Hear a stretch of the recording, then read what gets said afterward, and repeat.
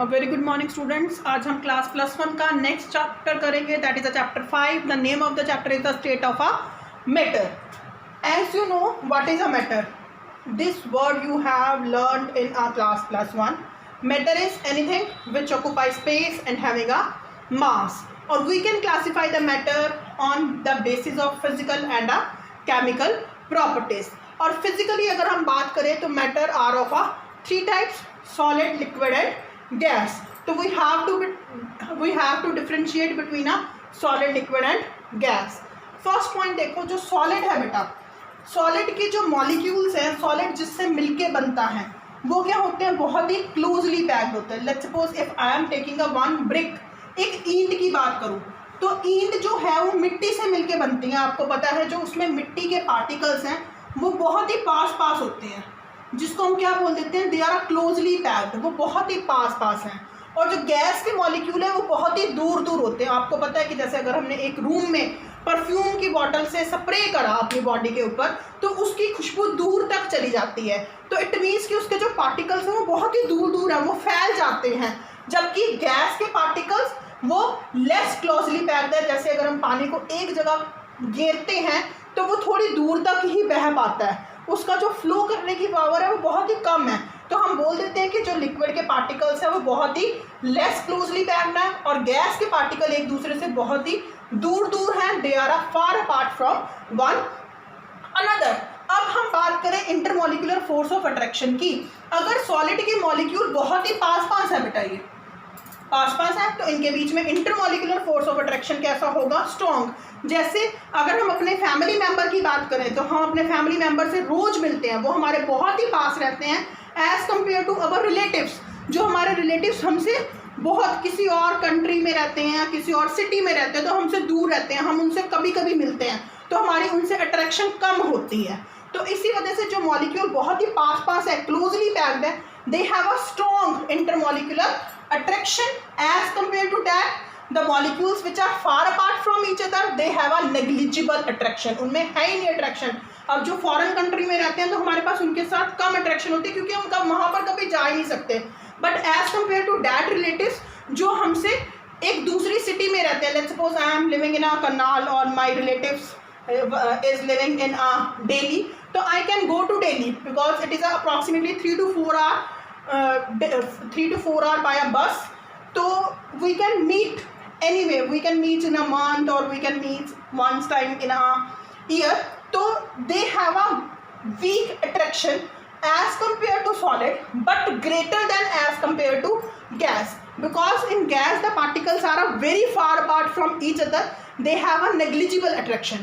But in liquid the molecule are so closely packed, they are so much near to each other, they have a weak interaction as compared to a solid, but solid having a strong force of attraction because they are very close to each other.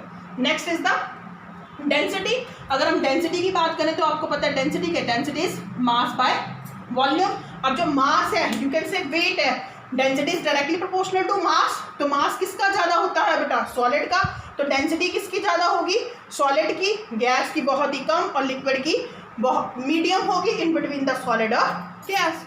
उसके बाद अगर हम position of the molecules की बात करें, position क्या है molecules की, फिक्स है। जहाँ पर हम सॉलिड चीज़ को रख देते हैं, लेट्स सपोज एक ईंट है, मैंने इसको जहाँ पे रखा वो वहीं पे पड़ी रहती है। एक टेबल है, जहाँ पे रखते हैं वो वहीं पे रहती है, they can not be move, their position is fix. But अगर मैंने लिक्विड एक जगह, पानी गिर जाता है, दूध गिर जाता है, लस्सी गिर जाती है, तो वो दूसरी जगह बह के चली जाती है। ऐसे अगर घर में गैस लीक हो रही है, क्योंकि गैस हम घरों में जो यूज़ करते हैं, this is LPG, liquefied petroleum gas, तो उसकी स्मेल दूर तक आ जाती है। तो it means they can be free to move. Liquid and gas both are free to move, they are called a fluid because they have a capability to flowing in a nature, they have a fluidity, that's why they are called a fluid. Fluid का मतलब क्या होता है बेटा, liquid और gas. उसके बाद हम नेक्स्ट प्रॉपर्टी की बात करते हैं, सॉलिड और लिक्विड की, गैस की। नेक्स्ट प्रॉपर्टी क्या है, एनर्जी की। The molecule of the solid possess a least energy, उनमें क्या होती है, कम एनर्जी होती है। क्यों, क्योंकि सॉलिड के पार्टिकल्स अपनी जगह पे फिक्स रहते हैं, जब वो मूव ही नहीं कर रहे तो उनको एनर्जी कम चाहिए। जैसे अगर आप प्लांट और एनिमल में कंपैरिजन करो तो एनिमल्स को ज़्यादा एनर्जी चाहिए होती है। क्यों, क्योंकि वो इधर उधर घूमते हैं, हैं, मूव करते हैं, बट प्लांट्स को कम एनर्जी चाहिए, both are living because they are stationary, वो एक जगह पे फिक्स रहते हैं। जो बायो वाले स्टूडेंट्स हैं उनको बहुत अच्छी तरह से पता होगा, नहीं तो आपने ये 9th-10th क्लास में भी पढ़ा हुआ है कि animals need a more energy because they are mobile in nature and plants need the less energy because they are stationary. तो ऐसे ही सॉलिड के पार्टिकल्स अपनी जगह पे फिक्स रहते हैं, तो उनकी एनर्जी क्या हुई, कम। गैस की एनर्जी सबसे ज़्यादा, तो लिक्विड की क्या हुई, मॉडरेट, मतलब सॉलिड से ज़्यादा और गैस से कम। क्लियर है बेटा। उसके बाद हम बात करें इसकी शेप और वॉल्यूम की, जो आप छोटी क्लासों से करना शुरू कर देते हो। सॉलिड की जो शेप होती है वो भी फिक्स है, वॉल्यूम भी फिक्स है, तो we can say they have a definite shape and definite volume. Liquid की इनडेफिनेट शेप होती है बट डेफिनेट वॉल्यूम होता है। जिस भी कंटेनर में हम रखते हैं तो लिक्विड उसी की शेप को अटेन कर लेते हैं, बट गैस की ना तो शेप होती है ना ही वॉल्यूम होता है। एक बार बेटा ध्यान से सुनो, अगर कहीं पे भी 1 मार्क में सॉलिड, लिक्विड और गैस की डेफिनेशन आ जाती है तो आप you have to write down this point. In solid you will write down definite shape and definite volume, in liquid indefinite shape and definite volume, in gas indefinite shape and indefinite volume. Next is the compressibility. Compressibility का मतलब क्या होता है बच्चों, किसी भी चीज़ को दबाना। अगर हम किसी भी चीज़ को दबाते हैं उसको हम क्या बोलते हैं, कंप्रेस करना। अब कौन सी चीज़ दबती है, देखो अगर मेरा let's suppose this is my hand, अगर मैं एक दूसरे हाथ को इसके ऊपर ऐसे रख देती हूँ, इनके बीच में स्पेस है नहीं, तो ये नहीं दब सकते। बट अगर मैं ऐसे खोल के रखूँ और ऊपर से प्रेस करूँ अपने हाथ को, तो मेरा हाथ प्रेस होकर इस हाथ के ऊपर आएगा। तो कौन से पार्टिकल प्रेस हो सकते हैं, कौन से पार्टिकल्स कंप्रेस हो सकते हैं, जिनके मॉलिक्यूल के बीच में स्पेस होगा। अगर स्पेस है तो हम दोनों साइड से फोर्स लगाएंगे तो ये पास पास आ जाएंगे। तो क्या सॉलिड के पार्टिकल्स के बीच में फोर्स है, नहीं, तो क्या ये कंप्रेस्ड हो सकते हैं, नहीं, तो दे हैव अ लीस्ट कंप्रेसिबल, वो कंप्रेस नहीं हो सकते। बट अगर हम बात करें रबड़ की बेटा, या हम बात करें स्पंज की, जो हम वॉशरूम में यूज करते हैं, स्पंज, फाइबर, पिल्लो की बात करें, कॉटन की बात करें, तो वो भी सॉलिड फॉर्म में, बट वो दब जाते हैं। वो क्यों दब जाते हैं, क्योंकि उनके पार्टिकल्स के बीच में स्पेस होता है, तो वो एक्सेप्शन है। ऐसे ही लिक्विड के पार्टिकल्स थोड़े से दूर दूर होते हैं तो इनकी कंप्रेसिबिलिटी थोड़ी सी ज़्यादा होती है सॉलिड से, बट गैस के पार्टिकल्स बहुत ही दूर दूर होते हैं तो they are highly compressible. Clear है बेटा। उसके बाद last point is the thermal expansion. Thermal मतलब हीट, एक्सपेंशन मतलब बढ़ना।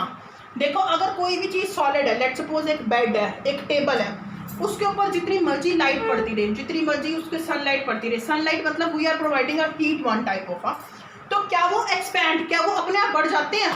जैसे मैंने एक छोटा सा स्टूल बनवाया और उसको धूप में पड़ा रहने दिया 1 साल, तो क्या उसकी लेंथ बढ़ जाएगी, नहीं, वो उतने का उतना ही रहेगा। तो क्या सॉलिड एक्सपैंड हो सकते हैं, नहीं, तो दे have a least thermal expansion. But अगर हम गैस की बात करें या वाटर की बात करें, लेट्स सपोज अगर मैंने एक कंटेनर में, एक गिलास में पानी भर के बाहर रख दिया धूप में और उसको मैं हफ्ता ऐसे ही पड़े रहने देती हूँ, तो हफ्ते के बाद क्या आपको उस गिलास में पानी नजर आएगा, नहीं, वो उड़ जाएगा। क्यों, क्योंकि सनलाइट से उसको हीट मिल रही है, तो they can expand on heating, this is called a thermal expansion. ठीक है, I am giving a very simple example, by this you can easily understand this concept, what is the meaning of this thermal expansion.